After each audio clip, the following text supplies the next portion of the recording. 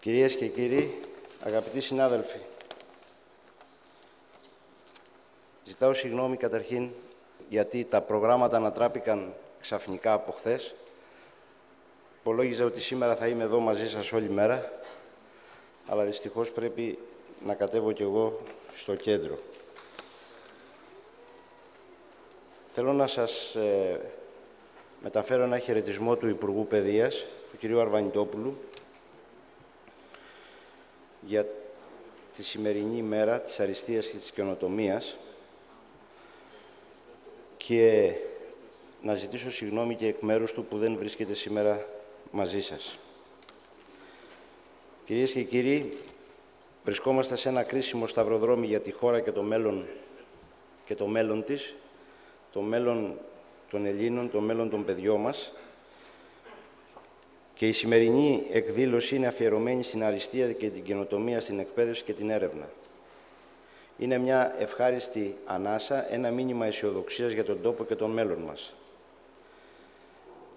Θα θέλαμε να συγχαρούμε όχι μόνο όσους βραβεύονται σήμερα για τα καινοτόμα και πρωτοπόρα προγράμματα τα οποία ανέπτυξαν μέσω των Ιδρυμάτων Ανώτατης Εκπαίδευσης, αλλά όλους όσους συμμετείχαν στη δράση αριστεία και καινοτομία, τον οποίο ο αριθμός είναι ενθαρρυντικός για την πορεία της έρευνας στη χώρα μας.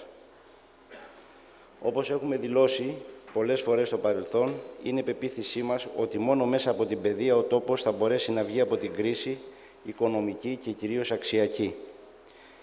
Και μιλώντας για παιδεία, εννοούμε πέρα από τη γνώση και τη διάθεση για γνώση, τις αρχές, το αξιακό μας σύστημα, την αριστεία.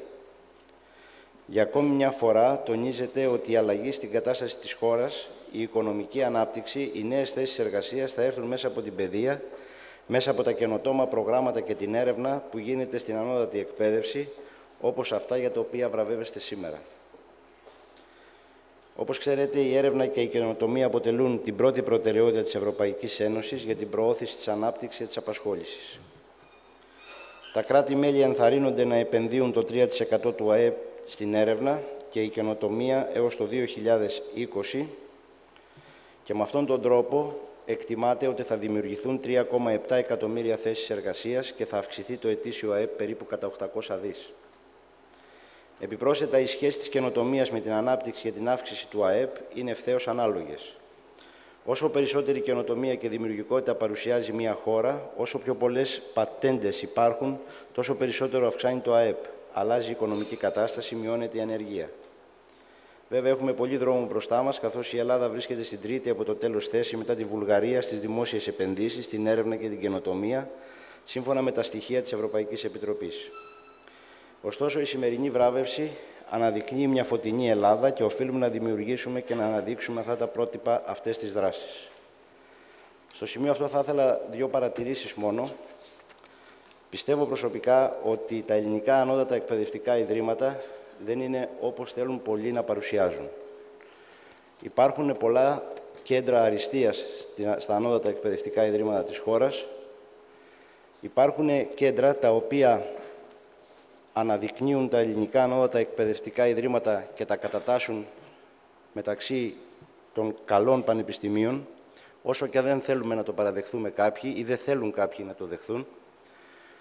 Και ελπίδα γι' αυτό και αποτέλεσμα αυτού ήταν τα αποτελέσματα που είδαμε στα συμβούλια τα τελευταία, τα οποία συγκροτήθηκαν στα ανώτατα εκπαιδευτικά ιδρύματα. Μεγάλα ονόματα καθηγητών από όλο τον κόσμο ήρθαν για να συμμετάσχουν στα συμβούλια των ελληνικών ανώτατων εκπαιδευτικών ιδρυμάτων. Κατά την άποψη τη δική μου, αυτό λέει πολλά για το πώς βλέπουν οι ξένοι την ανώτατη εκπαίδευση στην Ελλάδα, πώς βλέπουν αυτά τα κέντρα αριστείας τα οποία υπάρχουν αυτή τη στιγμή στην ανώτατη εκπαίδευση. Στο χέρι μας, πιστεύω, είναι να τα αναπτύξουμε και να τα ανεβάσουμε ακόμα πιο ψηλά και να τα πάμε εκεί που πραγματικά όλοι θέλουμε. Ευχαριστώ πολύ.